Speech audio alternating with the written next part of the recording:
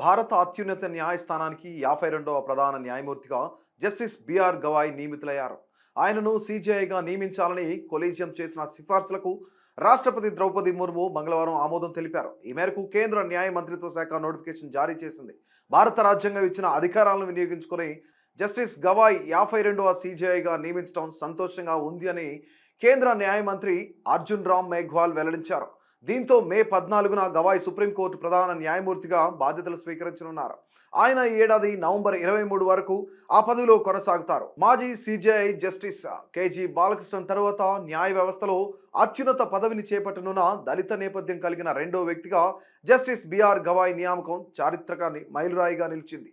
కాగా గవాయ్ పేరున ఏప్రిల్ 16న ప్రస్తుతం సిజేఐ సంజీవ్ ఖన్నా కేంద్ర ప్రభుత్వానికి సిఫార్సు చేశారు.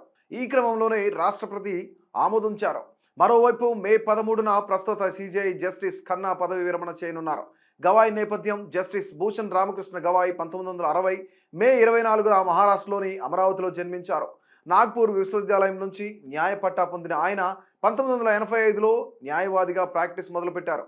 1987-90 మధ్య ముంబై హైకోర్టులో స్వతంత్ర న్యాయవాదిగా పనిచేశారు. 1990 తర్వాత నాగ్పూర్ బెంచ్ ముందు ప్రాక్టీస్ చేశారు. నాగ్పూర్, అమరావతి మున్సిపల్ కార్పొరేషన్లు, అమరావతి యూనివర్సిటీలకు స్టాండింగ్ కౌన్సిల్గా ఉన్నారు. 1992 ఆగస్టు నుంచి 1993 జూలై వరకు Bombay Nagpur బెంచ్లోని high court of జుడికేచర్ assistant government pleader, అదనపు పబ్లిక్ ప్రాసిక్యూటర్గా చేశారు. 2005 నవంబర్ 12న బొంబాయి హైకోర్టు శాశ్వత న్యాయమూర్తి అయ్యారు.